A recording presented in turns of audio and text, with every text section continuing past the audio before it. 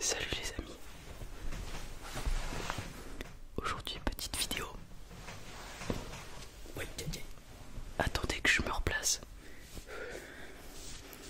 Que je reprenne ma respiration suite à cette petite cascade.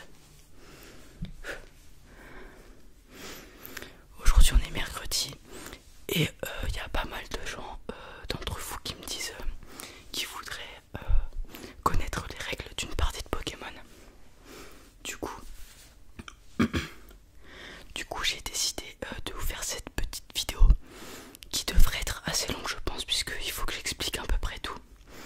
Du coup on va commencer par la base, le deck de cartes qu'on utilise pour jouer. Alors j'ai pris le deck que je vais sûrement utiliser contre mon frère pour vous expliquer du coup.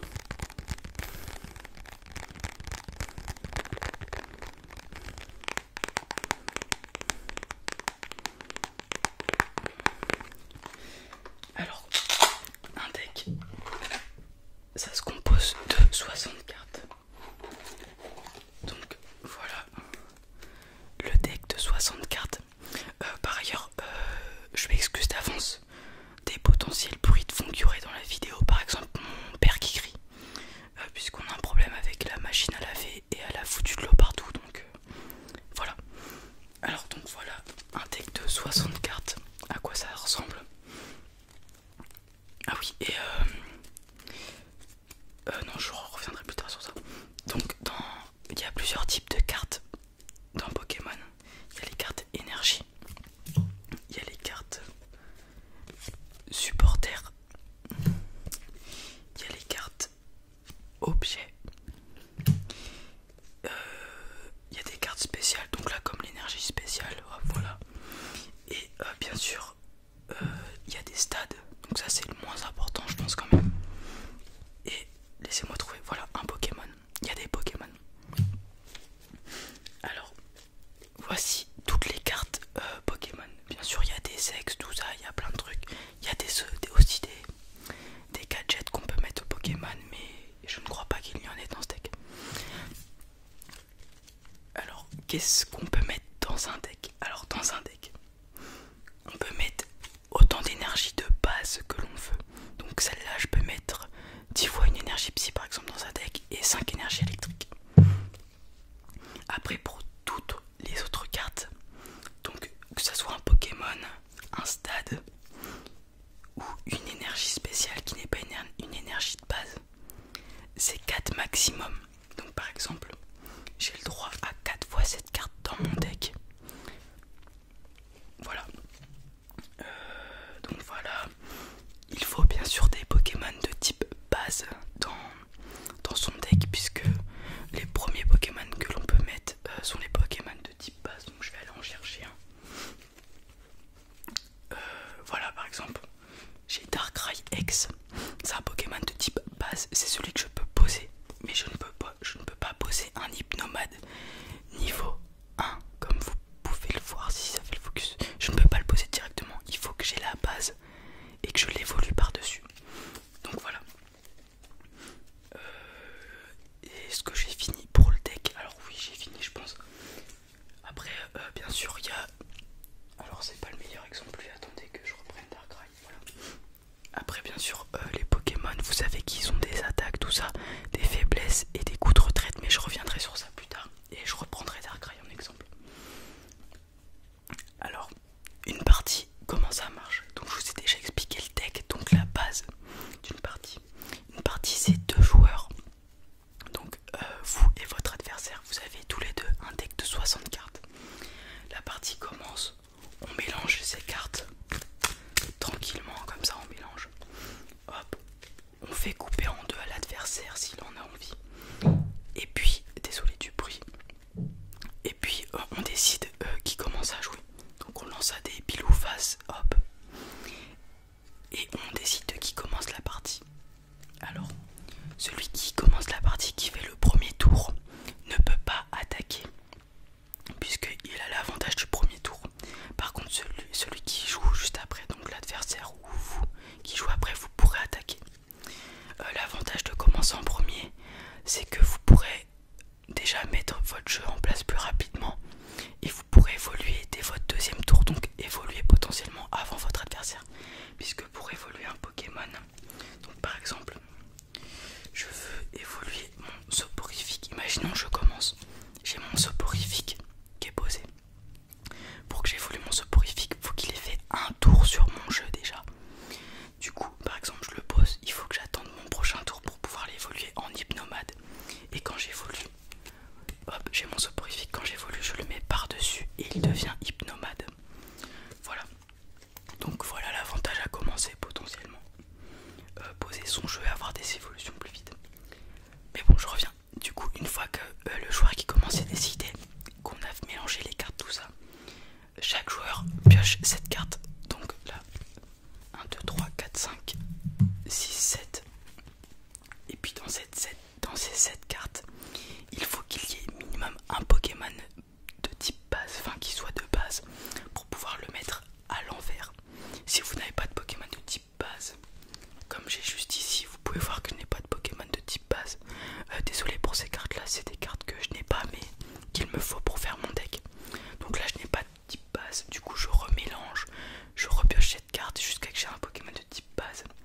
Et imaginons je n'ai pas réussi à avoir de Pokémon de type base 2 fois, mon adversaire piochera 2 cartes supplémentaires, voilà c'est tout.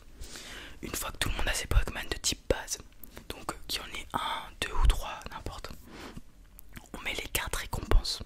Du coup, ces 6 cartes récompenses, tac, on en prend 6 chacune, on les met sur le côté gauche, face cachée pour pas voir. Donc ça sera les points pour gagner entre guillemets. Votre but c'est d'amasser toutes les cartes récompenses de votre côté pour gagner la partie. Donc on met les cartes récompenses, voilà.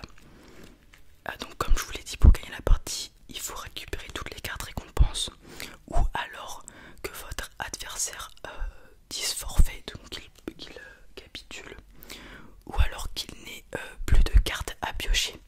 Si son deck, s'il n'a plus de cartes pour piocher, le tour d'après, imaginons il pioche la dernière carte, il lui restera un tour pour jouer, après c'est perdu. Donc à partir du moment où vous avez vos 6 cartes récompenses, la partie commence comme je vous ai dit. Voilà, elle commence. Donc imaginons, j'ai ces 7 cartes là dans ma main. J'ai un seul Pokémon de type base, j'ai mon Darkrai. Je le pose face cachée, ça sera mon Pokémon actif. Donc hop, je le pose en actif. Mais imaginons que j'avais eu aussi un autre Pokémon de type base. Je peux le mettre sur mon banc. Donc sur mon banc qui est... donc là c'est le Pokémon actif, celui qui peut attaquer et qui prend les dégâts. Et votre banc est là au cas de problème si votre Pokémon meurt par exemple. Donc je pouvais mettre celui que je voulais en actif. Donc je choisis Darkrai et je mets mon Pokémon sur mon banc. On peut avoir 5 Pokémon sur le banc. Donc bien sûr tous des bases ou alors des évolutions si vous avez joué pas mal de tours et que vous avez des évolutions. Donc là la partie commence, on retourne. Celui qui joue pioche chaque carte. Donc imaginons c'est moi, je pioche. Tac. Qu'est-ce que je peux faire? Alors j'ai mon Darkrai en Pokémon actif. Donc il faut que je joue peut-être autour de lui. Donc sur un tour, donc là j'ai toutes mes cartes, qu'est-ce que je peux faire? J'ai le droit de jouer un supporter par tour. Donc imaginons que je le joue, hop, je le mets à la défausse et je fais son action. Donc par exemple piocher 3 cartes, je pioche mes 3 cartes. Qu'est-ce que je peux faire d'autre? J'ai le droit de poser une énergie par tour sur un Pokémon, n'importe lequel qui soit sur le banc ou actif. Donc là je décide de poser une énergie tout par exemple sur mon Darkrai. Je la pose, c'est ma seule énergie du tour. Par contre j'ai le droit de faire de jouer autant de cartes stade ou objets que je veux. Donc là par exemple je pose ce stade. Par contre l'inconvénient c'est qu'il n'y a qu'un seul stade par partie. Donc là imaginons je pose ce stade mais je veux en mettre un autre, et bah je suis obligé de défausser celui que je viens de mettre. Donc c'est un peu débile de poser plein de stades. Donc après je peux jouer autant de cartes objets comme je vous ai dit. Donc là par exemple je joue celle-ci, je vais chercher 2 énergies haut par exemple, et je joue celle-ci qui est encore la même, comme ça j'ai plein d'énergie. Je peux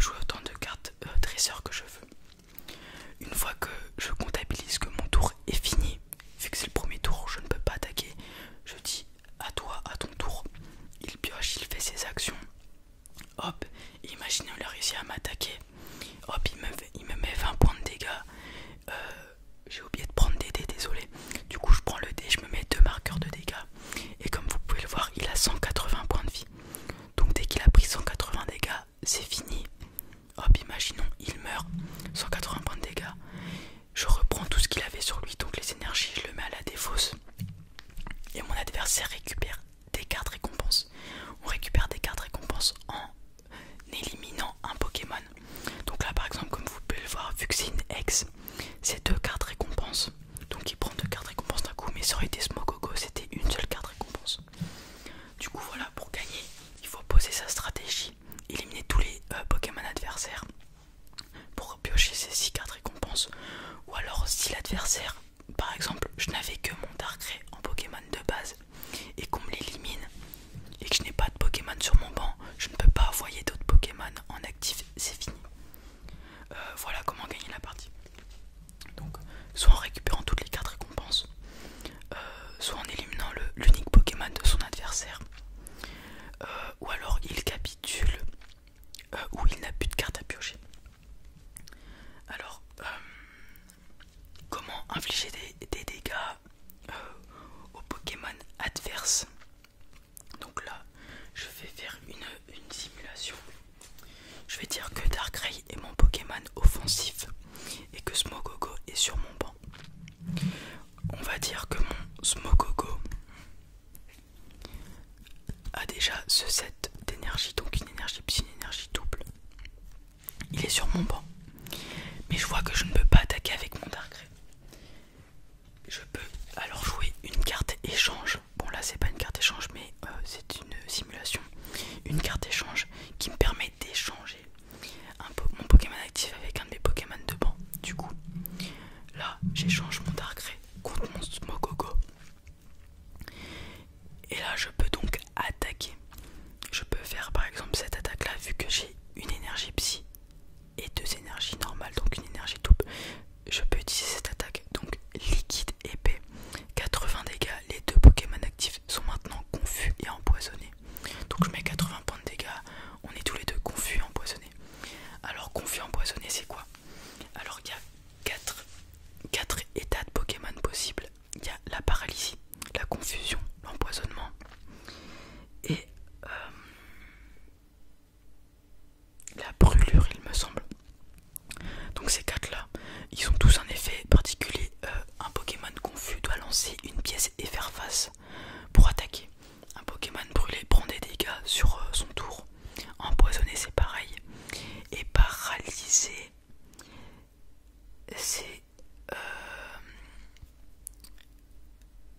il peut pas attaquer, il faut lancer une pièce au début du tour pour le déparalyser. Et il y a aussi endormi, c'est la même chose que paralysé. Alors il me semble que j'ai tout dit mais je ne suis pas sûr. Désolé si je fais des erreurs, n'hésitez pas à me reprendre si vous avez joué en commentaire. Donc voilà, là j'ai attaqué. Une fois que j'ai attaqué, ça finit mon tour automatiquement. Donc il faut bien choisir, il faut bien attaquer en dernier choix. Donc après avoir joué tout son tour, on attaque. Ne pas attaquer dès le début, sinon on perd un tour. Voilà. Sinon pour échanger, il y a aussi les coups de retraite. Donc là il me faudrait 2 énergies, n'importe, pour pouvoir faire une retraite. Donc par exemple, simulation encore, j'ai mon Darkrai avec une énergie double. Je veux le battre en retraite et l'échanger avec un Pokémon de mon banc. Coup de retraite,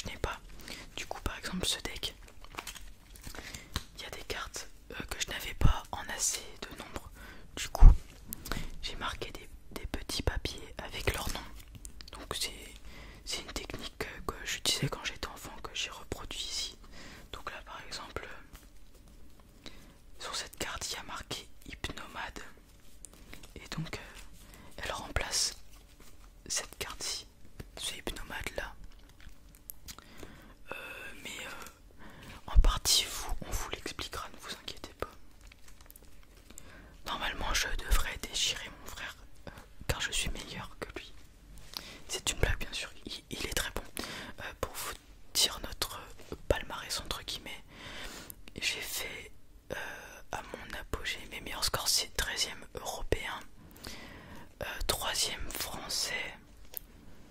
Et pour mon frère, c'est... Alors si je ne dis pas de bêtises, c'est 7ème